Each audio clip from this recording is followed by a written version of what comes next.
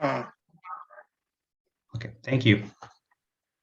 Thank you, Benjamin, for this introduction. Just a very small correction. The last volume is still in print, not yet appeared. But that's not so important. We are looking forward to it probably next year, though. Yes, welcome, dear colleagues. Many of you know, of course, that I have been working in the Bandikhan oasis. This project has, the fieldwork has been finished. The publication is in preparation and will probably take some time. As many of you know, of course, I am speaking on behalf not only of myself, but also of my longtime partner, especially in the Bandikhan oasis. Just for some of you who don't know exactly where we are in southern Uzbekistan in the Surfandaria province. You can see the wonderful Soviet atlas here with it marked just north of Afghanistan, maybe 100 kilometers from Termez, which is the border city. In the landscape sketch, you can see we are on the very western end of the Tian Shan complex, let's say mountain complex.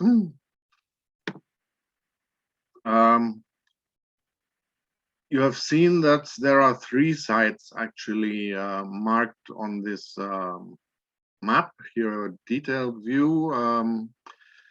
I will very briefly with 2 or 3 slides also mention Molari and Kurganzo, because these are periods we did not identify in extensive excavations in Bandikhan itself.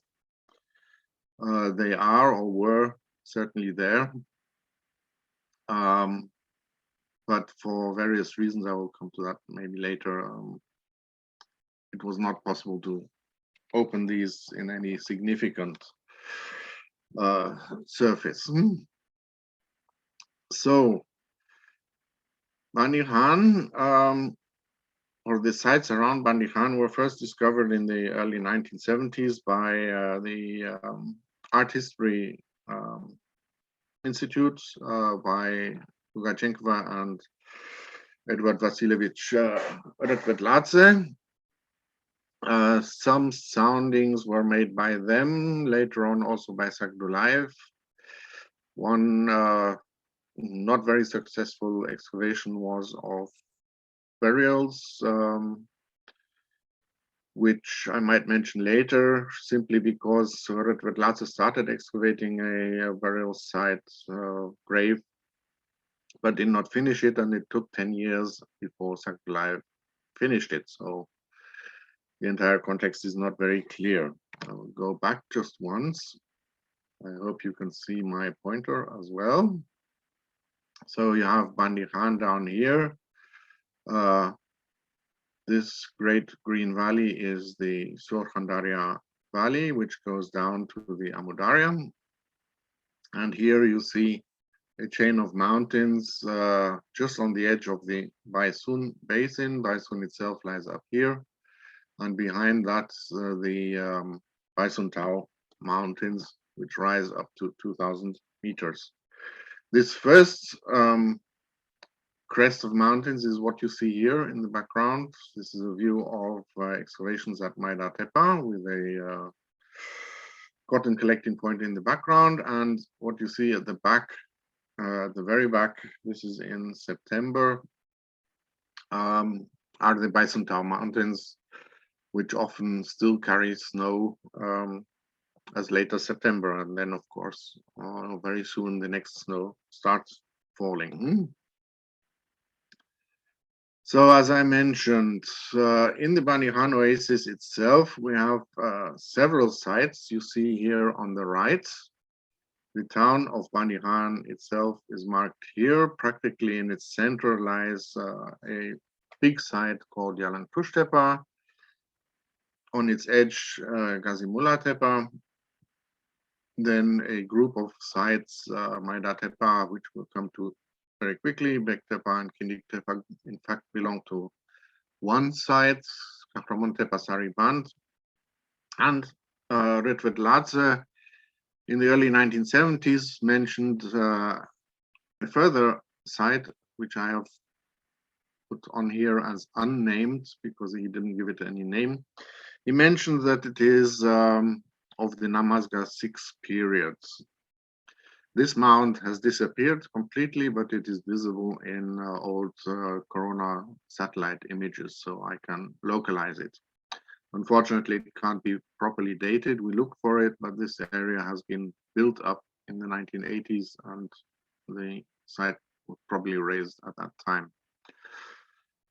I'm going to talk about the sites which begin here with Maida Tepa. I will briefly mention Molali instead of the unnamed site, and all the way up to Kahraman Tepa, which is of the 4th, 5th century AD. Maida Tepa beginning in the 2nd millennium. So that I don't know if you can see it on the Corona image. This is where these sites are positioned, and you can see this is the Kafrunsai from the sites up here, along which Kurganzor also lies, passing through this low mountain chain here, right by Sariband, which, if you know Persian, is the closing of the water. And you can see there are several branches of this site, one going down here, along which especially the older prehistoric sites lie, one which is still active today. This is the Urgul site going through the center of Bandikhan today, and one going down here to meet the Surfandaria River further down. Just to give you a general impression of the hydrographic situation, because obviously in prehistory water was also quite important. We'll zoom into this satellite image later on a little bit. So I will start with Molali, which is in fact not very far from Bandikhan, and therefore was part of the so-called Baysun Expedition. Molali is known to some of you as one of the final stages. In fact, I think it is the final stage of the Acromargiana complex or oxo-civilization in this region, or the Sapali culture as it is called in the Uzbek literature. Molali was first excavated by Sakdulaev, by Baliaeva and Hakimov, then by Sakdulaev. Unfortunately, much of the site has been destroyed. What is left are kind of spurs, like you can sort of see here. Beside this, here on the left and on the right again, bulldozers have lowered the entire terrain to 5 to 6 meters, so there's absolutely nothing left there. In fact, on the edge of the present river, the Kiziljar, which you can see here in the background, you can follow the site for another kilometer downstream, that is to the left or to the east, southeast. As you can see, what we could excavate, this is the central profile you see here, is disturbed on both sides, let's say northwest and southeast, by the bulldozers. So all we have is a rest of the site. However, Molali, although defined as one of the latest stages, was never really published. Besides the settlement, from which I think only half a plate of pottery was published, 4 or 5 graves were also excavated, and even these were not properly published. The cemetery, in fact, lies a little bit somewhere else and could not be re-identified. What you see is at the top layer, rather disturbed. In the lower later, the situation is very much clearer, and you can see a kind of circular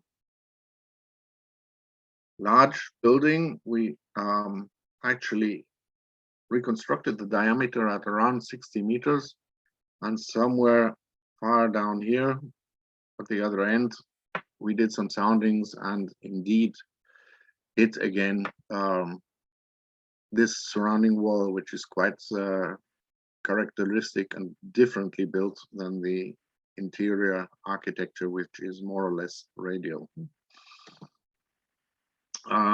You can see some excavation images. I'm not going to insist on anything today very much. We can go into that in the questions later on if you like.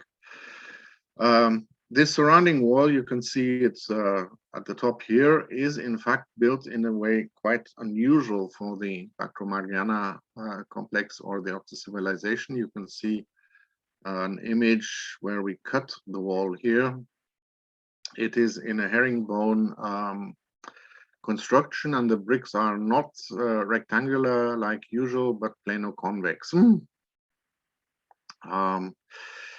This is quite well known in the Near East, of course, even beginning in the Neolithic. And what is quite interesting is this is extremely stable in the case of earthquakes. You're all aware that in this part of Central Asia, we are in a high-risk earthquake area. Obviously, we have several reconstructions like this entrance, which was later on blocked or shifted to elsewhere. And I mentioned the earthquakes. This is a situation inside the interior. It is somewhere there, where you can see that an entire block of a wall has crashed beside the actual still fixed wall, so that we do think that at one time this site might have experienced an earthquake. The surrounding wall had already been built in the herringbone technique before that. In Molali, this is the eponymous site for the so-called Molali phase. We have, of course, the typical Bactro-Mariana pottery, the local wheel-made pottery you can see below. Of course, the handmade cooking pots, like we always know, and I'm not sure if you can all see this on the screen. Some handmade courseware imports with incised triangles filled with impressions, which is very, very similar, for example, to Tagisken, the very latest or late Andronovo, let's say, community area. At the top layer, we also have first sherds of Yaz I early Iron Age material, but only in the very top layer. Besides that, we also have some foreign wheel-made imports. I'm not sure if you can recognize this. This has been published, in fact, in Russian in the Archaeologia Uzbekistan. This is red polished wheel-made ware with feet, and the nearest analogies we find is in archaic Dagestan in western Turkmenistan. Besides the pottery, of course, we have some bronzes, especially this hook-shaped thing should be known to those of you who know Central Asia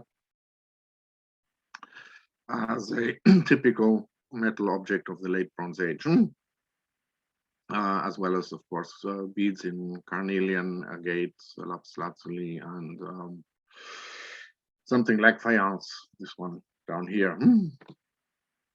The radiocarbon dates, we have altogether 4 phases of building. The radiocarbon dates are extraordinarily close to each other here, all lying around, let's say, 1550 to 1450 BC, calibrated 2 sigma. The lab actually asked for forgiveness that they are so exactly close, but that's, of course, for us, perfect. If we go back to Bandikhan now further west, okay, something else should have appeared here, but never mind. We have the site of Maida Tepa, as you can see, which is a site of the Yaz I culture, except for the very top layer and some of the pits. You can see here fairly at the beginning of the campaign, you can see other pits here. These are indeed Yaz I. These are partly of the Yaz II phase. The Yaz I period, of course, is one of painted pottery, which has for a long time been considered as a degeneration after the Acromargiana or Oxus civilization, without architecture or only with pit houses. This is definitely not true in Bandikhan, and in the meantime, our colleagues from Czechia have shown even stone architecture a little further west in the Sharabat region. As you can see, the plan is still rectangular. We're excavating here at a marginal part of the entire site. Yeah, okay, I'll come back to that later. The citadel could not be excavated because there is a modern, still active cemetery on it. In fact, this area is separated from the citadel, which is from where I'm photographing basically, by an irrigation channel. You can just see in a later part of the excavation here. This is the edge of it. I will show you a cross section in a second. Yes, the profile is quite deep. For the Yaz I period, we have 5 construction periods. I don't want to say phases, they are construction periods. At least one of these, which you can't see here, but I can hope you can believe me. I think it's this wall here. This wall is actually split in the middle this way. So again, there is a possibility that at some time there was an earthquake here. Something I didn't see Farhad here, but something you might be interested in, Jean-Marie, of course, will also know this, are the rather unusual fireplaces, usually on raised platforms with ash pits and further plastered pits beside them, and especially the hole in the middle, which you might recognize in the tradition of Saracen, even if it's in the middle, in the main Bronze Age of the BMAC and the Oxus. This type of fireplace is not generally known. We have, of course, complete houses, the pits mentioned before with the typical, one of the typical bronze knives in situ here, and I will very briefly go into the, go back a few slides to this corner here. So the canal I'm mentioning here runs roughly here. In the very latest phase, things are built over it. And we can date it definitely to the Yaz I period. You can see the sterile soil here cut by this canal, which to the north here, sorry, to the south here, becomes even deeper. In 2016, we did some drilling further on, and at 6 meters, we did not find its base. Here, we are at a depth of around 4 meters. And what you can see is that some arics, some small side channels, go directly into the houses here. This is the sterile soil, and you can see this canal was filled with rubbish, re-excavated, again filled, re-excavated again, again filled, re-excavated again, so it remained in use over the entire period. Redwood when he discovered it, could still see it on the surface, and in the satellite image, it is still visible even today.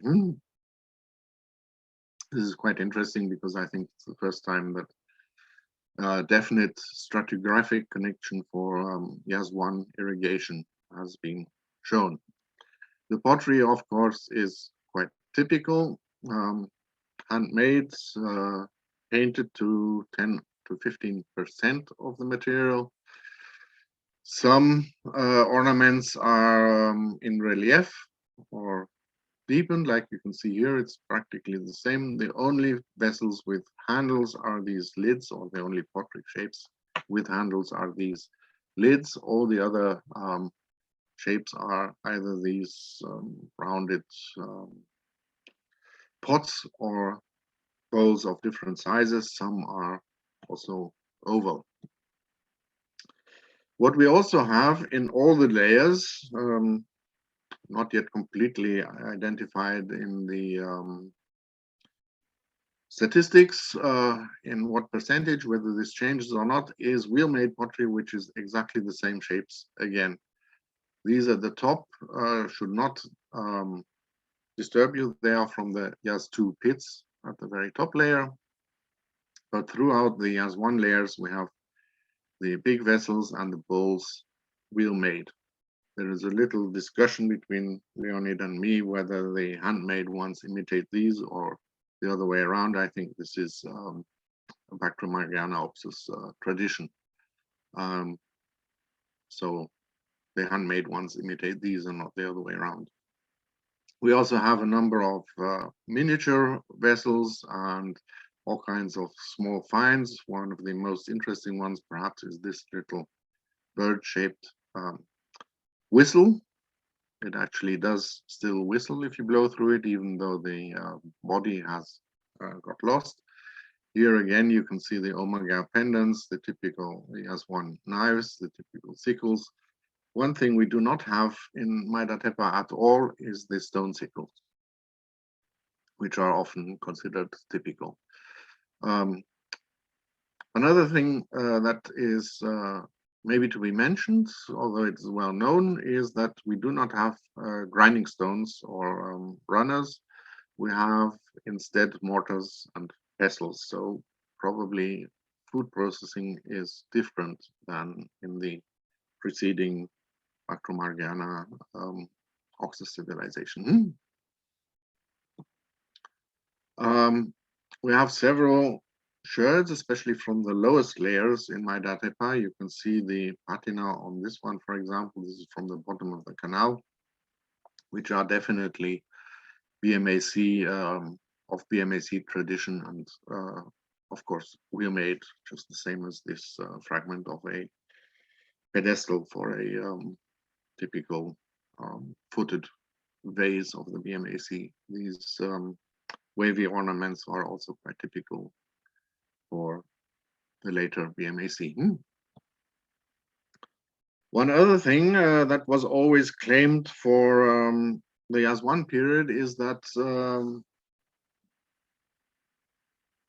there is a degeneration because of the handmade pottery against the wheel-made pottery of the BMAC and Oxus. The other thing is that monumental buildings do not exist anymore. Unfortunately, we could not excavate on this on the citadel because of this present-day cemetery, where Sakdolaev could make a sounding and wrote that there is a clay platform, a mud brick platform. So possibly this is not true too. Another aspect which is often mentioned is that there are no longer any long-distance contacts. This is also not quite so categorically true, because these two shell ornaments we see in the left here have been determined as ocean shells. They are not fossil. Unfortunately, we don't know which ocean they are from, because this would need isotopic analysis, which of course we can't do, so because it would destroy them. But the fact that they are from an ocean means that they come either from somewhere in Pakistan or from somewhere even further away. Afghanistan doesn't have actually the water. If we look at them just as they are, similar shell ornaments have been found in the Pamirs as well, although they are not determined as to their shell provenience.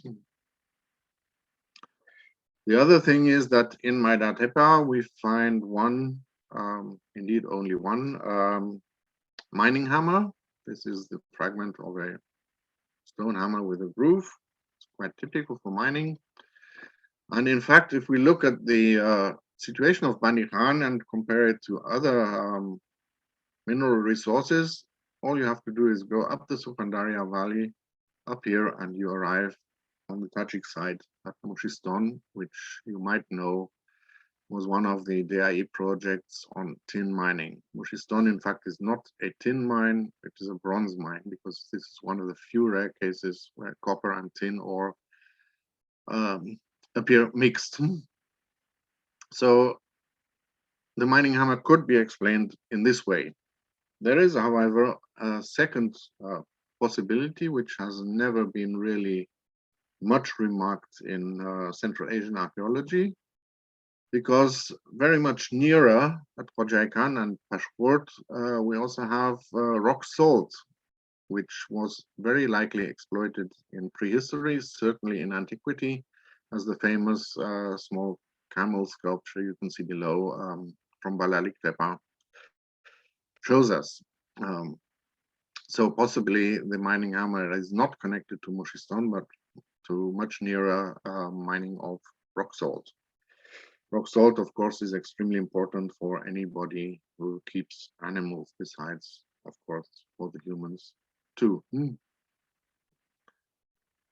Moving on from the Yaz I period, we go 300 meters away from Maida Tepe. You can see it here, just a little bit to the north, to a site called Bektepe. You can see it's a low mound here. When we came there, it had been partly disturbed by the cotton collecting point, which you can see here, and in the background, especially in the background, the original fortification was partly destroyed by this cotton collecting point. It is actually thanks to Sagdulaev, who also made the sounding here, that this site was not completely destroyed. Here we did only one large trench of 10 by 10 meters. Most of the layers are from the Achaemenid period, but there is a small sterile sand layer here covering a lower layer with indeed pit houses, one of which you can see here exposed, of the Yaz II period. The pottery is quite typical with these so-called hook-shaped rims. You can see that here that they are overhanging a little bit and quite typical.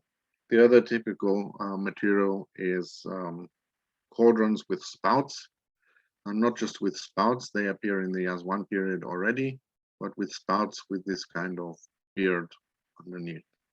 It is called in Russian.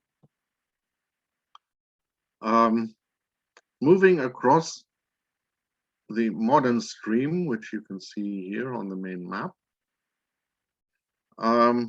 there is a site just beside the police station and the modern mosque, which is here, of Gazimullah Tepe.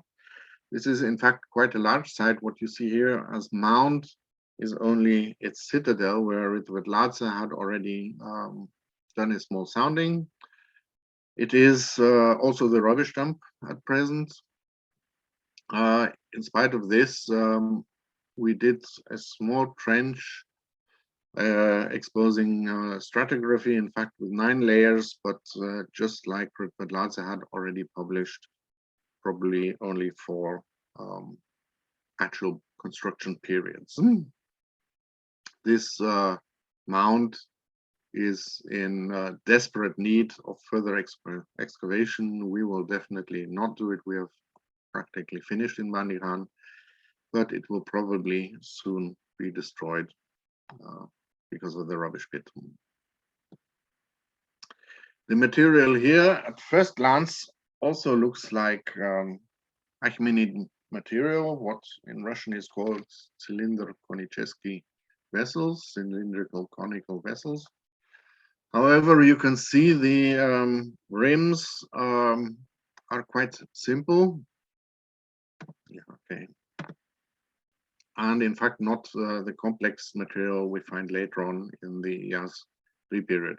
It is definitely not anymore the hooked material of the early Yaz II period we saw just a moment ago. The next site we move on beside Bektepe, it's just in walking distance, and of course inside is a small mound, or at least when we started, it was a small mound just on the edge of a modern canal, possibly also an old canal, which we started to excavate and which turned out to be what is now considered one of the early fire temples in Uzbekistan, besides others which our French colleagues have published, and possibly also what Pidaev excavated long time ago. It has a huge main hall. The corridor you see here is just on this side. It does have a small entrance, which was later blocked, going into the hall over here at the end. And what is very interesting is the group of pits inside this corridor, which were filled with differing materials. Some with evidently had held water. You all know this fine mud layers you sometimes see. Some held fire. Some held pure white sand. Some held pure white ash. And these are, of course, things which remind us of some of the described cleaning rituals from Zoroastrian times. The pottery from this temple, which was, I should say, these are already the preserved walls up to 3 meters high, which was completely filled with beaten clay. Intentionally, it was sealed, possibly in advance of the Greeks coming, so that it would not be desacralized.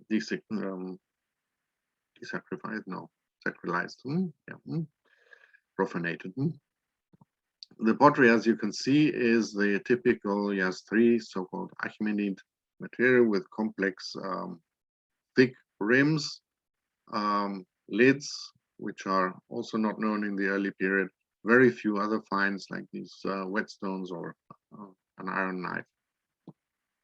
It was very clean in general. The pottery otherwise is the typical cylindro-konicheski vase with the complex rims, as I mentioned. Many of these, interestingly enough, this is not visible here, many of these had boreholes at the bottom and probably were used for some kind of libation ritual. Before I go into this satellite image, which I hope you do see a little bit, this is the modern Urgolsai. Kazimula Tepa is over here. This is the citadel of Maida Tepa. We were excavating on the other side, and you can see the old channel which Ridvatlatsa had seen cutting the citadel from the outside settlement. Here, unfortunately, it's not clear where it goes down. Somewhere over here, we have the Bronze Age site, and probably it had that too. What you see here in the spy satellite image, well, I hope you do see it, is the undisturbed site of Bektepe here. Kindik Tepe at the edge, and the overall outline of what we could find as the Achaemenid city. You can sort of see it here. It was probably not walled by shirt scutters over the entire area. It's quite interesting because with I think 23 hectares, this is actually the largest Achaemenid period settlements in Uzbekistan, as far as I know. It's most certainly larger than the so far known Kizil Tepe, much further northeast. What may also be remarked here, this is in course of publication, is that the entire city seems to have been planned on the old fields of the Yaz I period. The dimensions of this are exactly the same as the brick size of this period, with a relationship of 2 to 1. This is 1, this is twice as long. An interesting little detail, let's say. This fire temple, Kindik Tepa, in the northern corner of the entire city, can be reconstructed very well. You can see it here with the 4 asymmetrical columns here. What is not so marked here, indeed, up here we have a stone concentration. We have steps going up here which were not preserved, going all the way in here. So this reconstruction is not completely correct. There should be a corridor going up to the platform with the stones here. I mean, something here. It will not always be a corridor. We have the central fireplace on a raised platform, 2 of them here, and a small fireplace here. Most of the vessels we found stood along this wall in the corridor. We'll come back to all this later on in the discussion.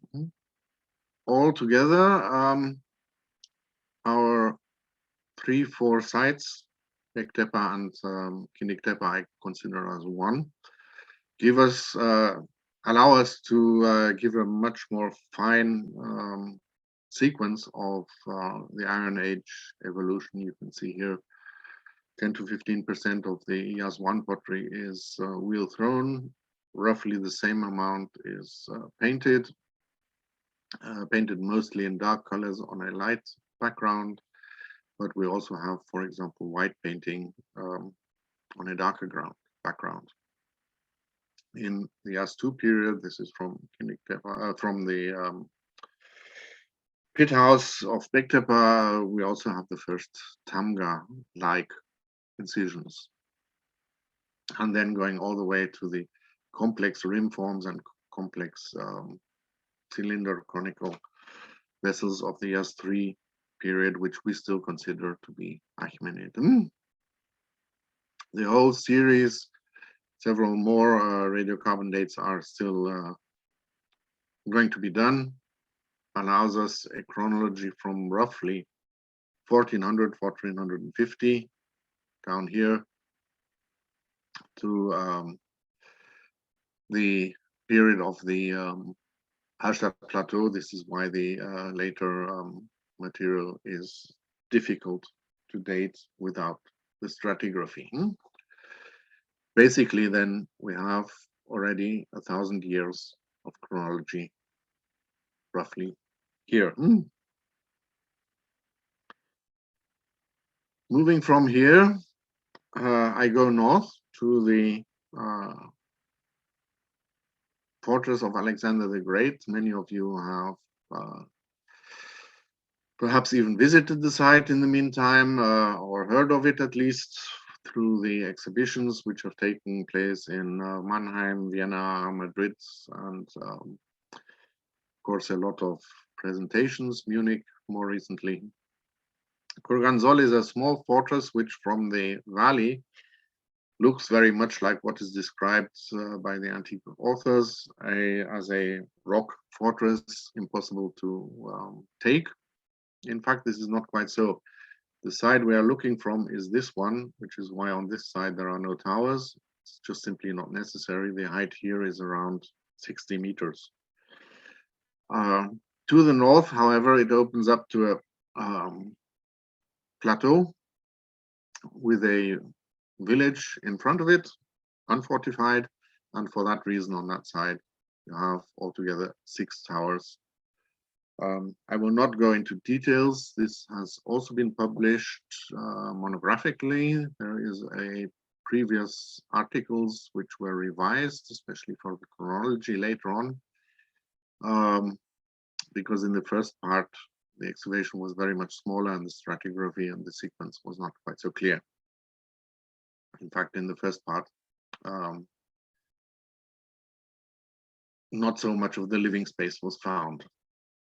In fact, it looks very simple and looks very much like a military small fort. You will always see this little thing. There's only one main gate. This tower and the wall here were attacked at one time and rebuilt. And in fact, we have something we can call a dining room with a kitchen next door to it. Simply living spaces with a cellar, a big water basin in the middle, and something we have in quotation marks called the commander's rooms straight across from the gate with storerooms right beside it. This storeroom is interesting because it is quite large. It is a typical Central Asian khana with a central row of posts, wooden posts, some of which were preserved. They have a diameter of 50 centimeters, several hundred years old, juniper, sometimes with the bark preserved. Generally, you can see this is a view from outside the gate towards the inside. We did not open it in order not to cause the collapse of the wall, the erosion. In fact, Kindik Tepa, just like Kurganzol, were covered up again, refilled after the excavations. In Kurganzol, several areas were not excavated completely, like I think these two towers were not completely excavated, and I think this room was not completely excavated. So that control excavations will be possible in the far future. In the kitchen, you can see here a storage vessel let into the ground, covered with a stone. There is, of course, a fireplace opposite it. There is a small interior window between the kitchen over here and the big dining room here. So this is what is marked here. This is not a doorway. The height is far too high for a normal doorway. And of course, the so-called loopholes were all closed later on. If you talk to modern architects in Central Asia, these are not really loopholes. The walls are 3 meters thick. And if you try to shoot through such a loophole, the enemy has to be coming straight at you. You cannot go shoot left or right. These so-called loopholes have a decorative function, of course, or if you like, the arrow may be a threat to attacking enemies, and mainly to allow the walls to properly dry after they have been built, as well as perhaps providing a little bit of light.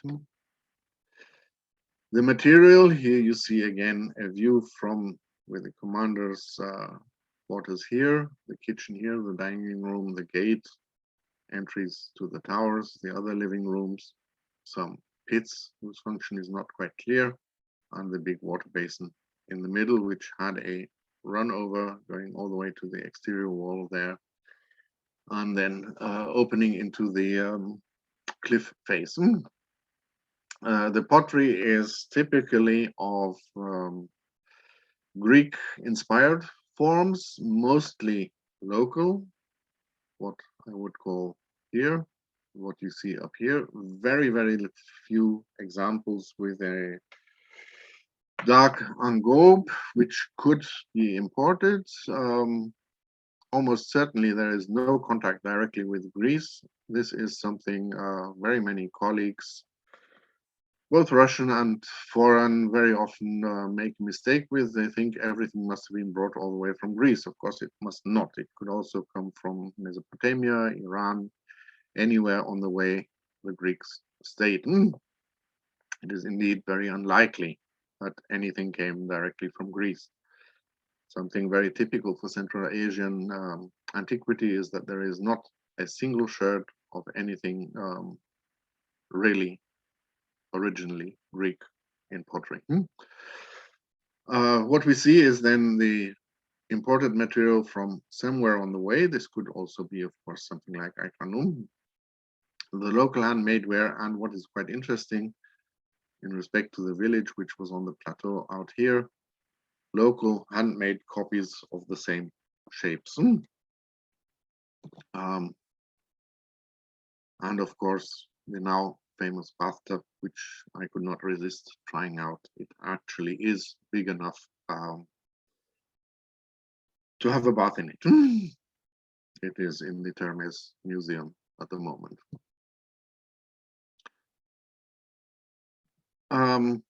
Coming back very briefly to the village outside, there is such handmade pottery in the fortress of Kurganzol. Not only the imitation of Greek-inspired forms, but also other vessels which are not necessarily Greek-inspired.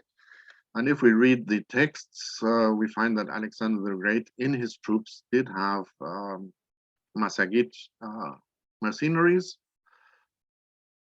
This could also explain that among the bone collection from Kurganzol, there are also horses whose bone breakage shows that they were most probably slaughtered and eaten, something you will not find in typical Greek osteological assemblages.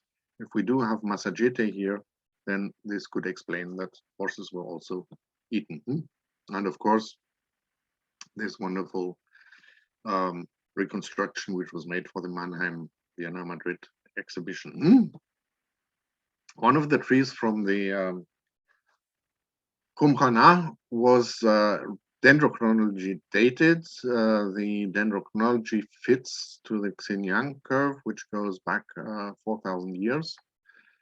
It fits perfectly, and it was felled in 328 or 329 at latest, which is exactly when Alexander had his campaigns here, so that Kurganzol could be one of the fortresses that he himself determined.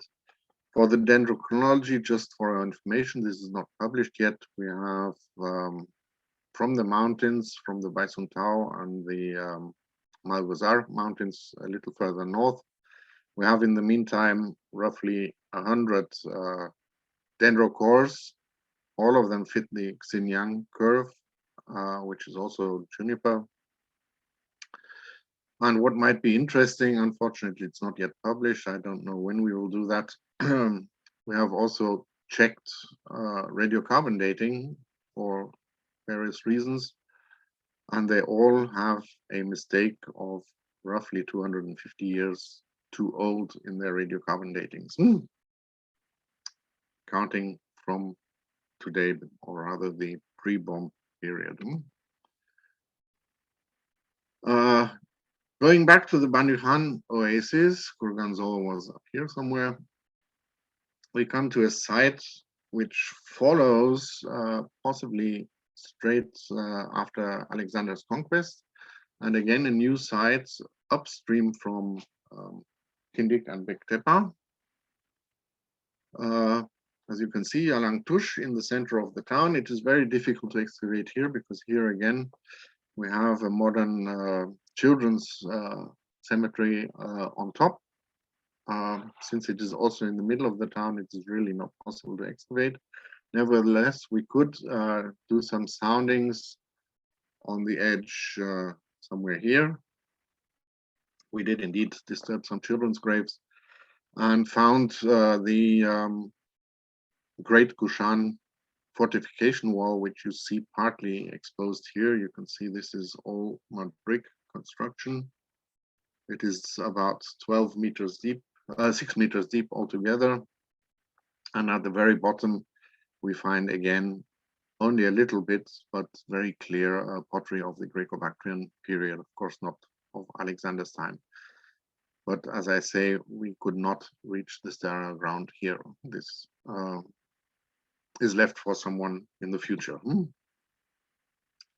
What, of course, belongs to the fortification wall is the typical Kushanite pottery and figurines, as well as some coins or coin imitations. Only copper from our work. So this is straight into the Kushan period here. Moving much further upstream from Yalang Tush down here, all the way up to Sariband. we find a very large citadel with a city area around it. Since Rudvedladze had sounded this, and the late Kushano or Kushano-Sasanian period is quite well known, we did not renew excavations, especially as this tell is evidently in no danger whatsoever of being destroyed very quickly. Around it, we'll come back to that later on. Besides the city, we also have several burials which are marked by such stone rings or low earth mounds. And a little bit upstream from Sariband here, we have the remains of a water control construction from square bricks of the 17th, 16th or 17th century. According to the brick formats, there is no excavation or material. This was already identified, of course, by Rudvedladze 50 years ago. A little back downstream, a small site mentioned very briefly by Rudvedladze as unnamed Tepa. According to our information, it is, we named it Kahramon due to the person living nearby, the nearest person. And you can see in 2007, when we started excavation, actually that's the third year, there was just a stable nearby. This is a caravan and our own car. 10 years later, houses are already being built on the edges and nearby. So this is indeed in danger, and we do know from the population that they did not yet raise it because of the coming of the archaeologists. In the end, we did 3 campaigns. The first one, 2005, was only a small sounding. In 2007, a larger excavation, and in 2014, yet another. We decided then to stop in order to leave this for somebody who might be interested in this period. And it is enough to reconstruct basically the size of this fortress, which is 30 by 30 meters roughly.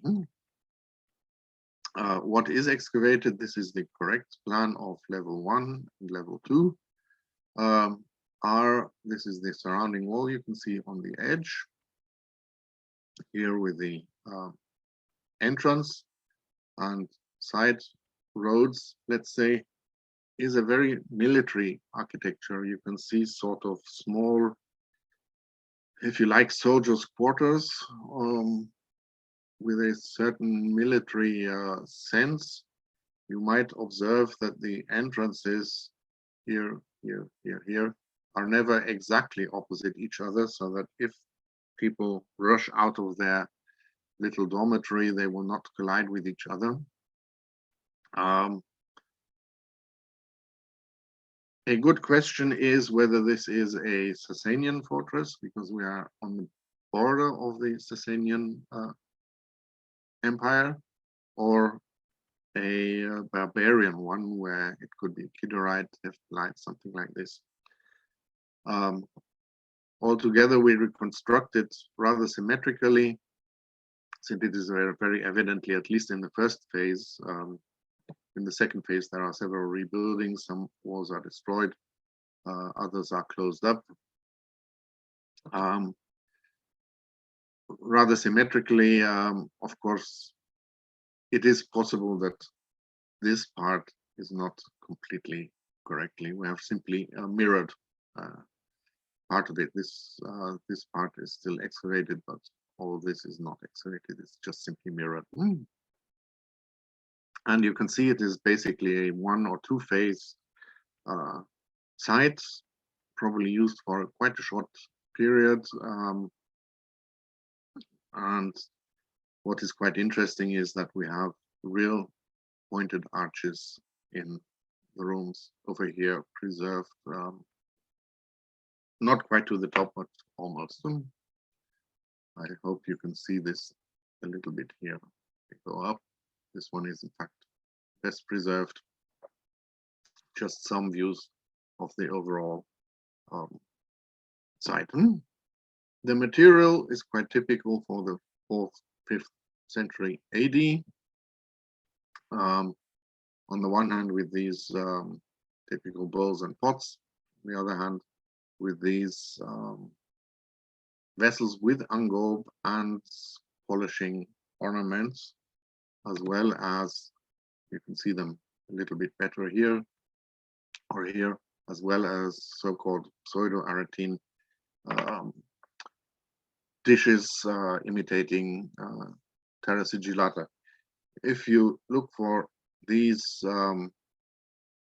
kind of vessels, you will find them even in Eastern Europe, 5th century. The radiocarbon dates confirm this quite well. A single one, which is later, is from outside the walls, and maybe a later moving around of shepherds. Coming back to the complex of Kahraman and Sariban, also relevant for the sites further downstream. Here again, you see the modern Urgul Sai coming from Kafron or Ganzol further upstream there, cut quite deeply, going down to the Surfandaria here, and with the branch of the Urgul Sai going away to modern Bandikhan on the way. You can see a second branch, older branch, today dry, going by Sariban and Kahraman. What is also quite interesting, and I hope you can see it, are canals. I will move back a little bit. You can see these straight lines. These are not step roads. We actually cut these two canals here where they cross, and indeed the blue one is the younger one, the light blue one is the older one. They cut each other there. They also cut a chain of hills here. In fact, if you look closely, there are several more such canals coming right from where the river comes out of the mountains. This one actually goes all the way on to Bektepe, Kindiktepe, Maidatepe, and probably even the Bronze Age site. And indeed, having another look at the place where this river comes out of the mountains, we find rock dug triple dam into the sterile material, partly with later additions. There is a brick construction on here, so that we have a very, very long tradition of irrigation, quite complex and quite extensive irrigation system coming all the way from the Kafron side down at least to the Maidatepe site, where we could find the same channel again directly in the settlement layers. I mentioned the burials. You see, I hope Kahraman Tepe here, Sariban here, very clearly the canals cutting through here, and the older ones here, and mapped onto this Google transparent Google map, the kurgans we registered. There are certainly more to be found, but at some point we said it is enough to give an idea, and whoever will be interested can continue work in this settlement region. The red ones are simply marked. The green ones are those we excavated. We try to excavate at least one of every type. I will not show you all of them, but I will go back to the site of Sariban, which you can see here. Here the canals are very, very clear, and they are very clearly different from the step roads. They are not step roads eroded into the area. That's what you see here in light. And you can see there are different types. This is a square stone setting. This is a round stone setting. This is a round stone circle only. The stars here are earth mounds. These are again stone circles. And some of the ones we excavated were, of course, robbed or did not have any material in them. I will show you just two of them. Sariband Kurgan 45 gave us material which fits quite well to the Kushano-Sassanid period, including a coin of Sotarmegas. And